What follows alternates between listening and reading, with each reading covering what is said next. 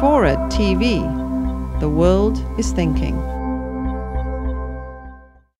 And it is important to highlight the difference between the, what we knew about Iraq in the run-up to the Iraq War versus what we know.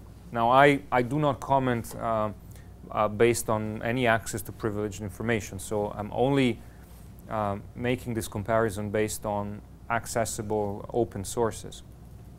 But in Iraq, we basically were shut out in 1998.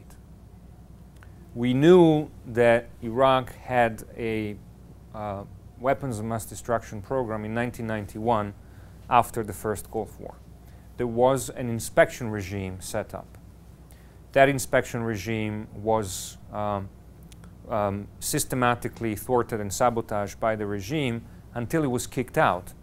We had additional information that came out from defectors in the mid-90s, but then the trail went cold. So you basically had a gap of 4 years from when the inspectors were expelled in 1998 to 2002, when the preparations for the war began and the case for war was put together.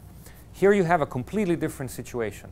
You know, forget for a second what intelligence agencies know, claim to know, do not know, we think they know.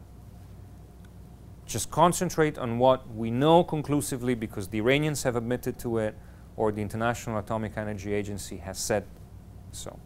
What the reports you've seen show, and I've just taken samples from the several dozen reports that the IAEA has filed on Iran since early 2003, what they show is that the Iranians have all the components of a military nuclear program in place and developing them and overcoming technological hurdles and impediment. And to any expert in the field, what the Iranians are doing looks like a duck.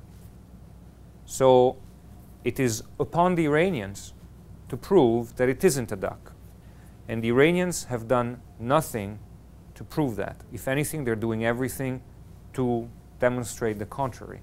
So I think that with these two sets of pieces of information at hand and in mind, we have to realize that the Iraq War and the Iraq story of WMD and Iran are two completely different sets of stories. And the fact that intelligence was grossly inaccurate or mistaken in 2002 does not necessarily mean it is grossly inaccurate and mistaken in 2007.